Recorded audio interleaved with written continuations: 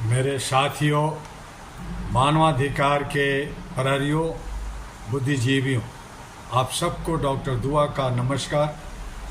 आज का मेरा विषय है नया बसंत आएगा। सवाल ये है कि क्या सचमुच नया बसंत आएगा? क्या हम केवल पुराने मौसम को नए नाम देते रहेंगे? साथियों, भारत महान देश है, हमारी सत्ता महान है, हमारा संविधान महान है, हमारे लोकतंत्र की जड़ें गहरी है, लेकिन महान विरासत के सहारे महान भविष्य अपने आप नहीं बनता। भविष्य हमें बनाना होता है। और आज भारत के सामने सबसे बड़ा सवाल यही है, क्या हम अपने भविष्य को बनाने के लिए तैयार हैं? क्योंकि देश की सड़कों पर एक बेचैनी है, घरों में चिंता है, युवाओं के मन में सवाल है और जनता के भीतर नाराजगी है। यह नाराजगी उस व्यवस्था से है जो नागरिकों को बार बार इंतजार करवाती है। युवा का गुस्सा समझने की आज जरूरत है। आज का युवा चुप दिखाई दे सकता है, लेकिन वह अंधा नहीं है। वह सब देख रहा है। वह देख रहा है कि शिक्षा कितनी महंगी होती जा रही है। वह देख रहा है कि नौकरी पाने के लिए कितनी लंबी दौड़ है।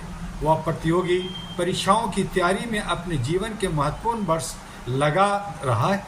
वह अपने माता पिता की उम्मीदों का बोझ उठा रहा है और सबसे बड़ी बात, वह पूछ रहा है, मेरे भविष्य की गारंटी कौन देगा? वह युवा को केवल भाषण नहीं चाहिए, उसे अवसर चाहिए। उसे केवल देश का भविष्य मत समझिए, उसे वर्तमान में भी भागीदारी दीजिए। क्योंकि युवा केवल वोट देने वाली उम्र नहीं है। युवा देश की ऊर्जा है, युवा देश की बुद्धि है, युवा देश की ताकत है और युवा देश का भविष्य ही नहीं, आज भी है। अगर युवा सवाल पूछता है तो उसे दुश्मन नहीं समझना चाहिए। वह सवाल इसलिए पूछ रहा है क्योंकि उसे अपने देश से उम्मीद है। जिस युवा को देश से कोई उम्मीद नहीं होगी, वह सवाल भी नहीं पूछेगा। इसलिए युवा की आवाज़ को दबाइए मत, उस आवाज़ को सुनिए, क्योंकि दबा हुआ आवाज़ एक दिन विस्फोटक स्थिति बन जाता है, लेकिन युवा सुना हुआ सवाल राष्ट्र निर्माण की शक्ति बन सकता है। जनता नाराज क्यों होती है और क्यों है, ये सवाल है। साथियों, भारत की जनता बहुत सहनशील है। वो वर्षों तक समस्याओं के साथ जी लेती है। महंगाई हो सहन करती है, बेरोजगारी हो सहन करती है, सरकारी दफ्तर में देरी हो सहन करती है, न्याय में देरी हो सहन कर लेती है। लेकिन याद रखिए, सहनशीलता कमजोरी नहीं होती और जनता की चुप्पी को उसकी स्वीकृति समझ लेना सबसे बड़ी राजनीतिक भूल है। जनता सब देखती है, जनता सब सुनती है, जनता याद रखती है और लोकतंत्र में अंतिम मालिक जनता ही होती है। सत्ता को एक बात याद रखनी होगी, कुर्सी अस्थायी नहीं है, पद अस्थायी नहीं है, सरकार अस्थायी नहीं है, राजनीतिक शक्ति अस्थायी नहीं है, लेकिन संविधान अस्थायी है, नागरिक के अधिकार अस्थायी है, मानव गरिमा का अधिकार अस्थायी है। इसलिए सत्ता को जनता से डरने की आवश्यकता नहीं, लेकिन सत्ता को जनता के सवालों से भागना भी नहीं चाहिए।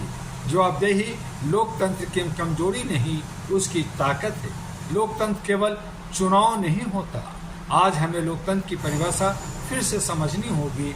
लोकतंत्र का मतलब केवल चुनाव नहीं, लोकतंत्र का मतलब है जनता सवाल पूछ सके, पत्रकार सवाल पूछ सके, युवा सवाल पूछ सके, सामाजिक संगठन आवाज़ उठा सके, विपक्ष अपनी बात रख सके और सरकार आलोचना सुन सके।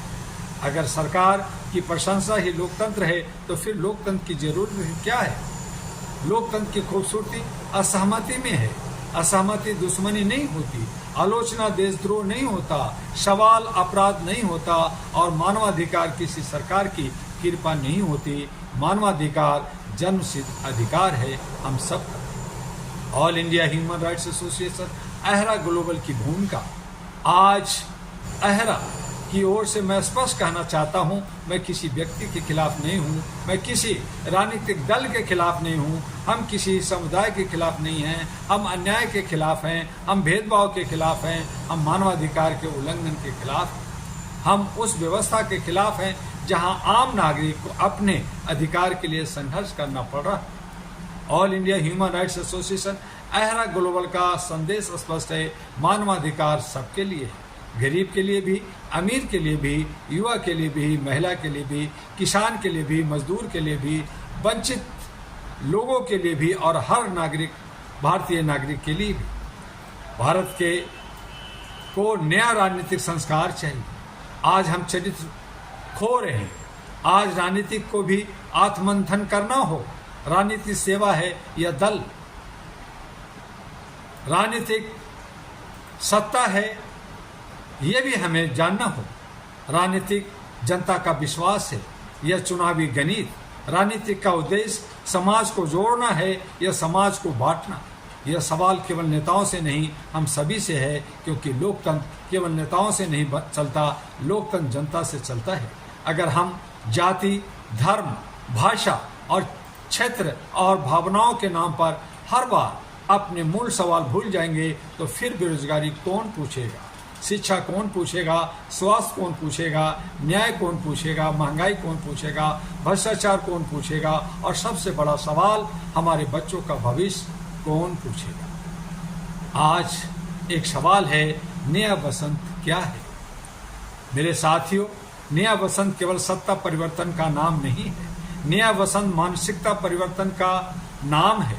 नया बसंत तब आएगा जब युवा को नौकरी के लिए वर्षों तक भटकना न पड़े, जब शिक्षा अवसर बने बोझ नहीं, जब गरीब को न्याय पाने के लिए अपनी पूरी जिंदगी खर्च न करना पड़े, जब महिलाएं सुरक्षा को केवल भाषणों में नहीं जीवन में महसूस कर सके, जब किसान सम्मान के साथ जीवन जी सके, जब मजदूर को उसके श्रम का उचित मूल्य मिल सके, जब नागरिक सरकारी कार्यालय में डर कर नहीं अधिकार के साथ जा सके, जब सत्ता जनता को वोट बैंक नहीं इंसान समझे, तभी नया सवेरा आएगा और नया सवेरा हमें ही लाना होगा। लेकिन बसंत के लिए हमें क्या करना होगा?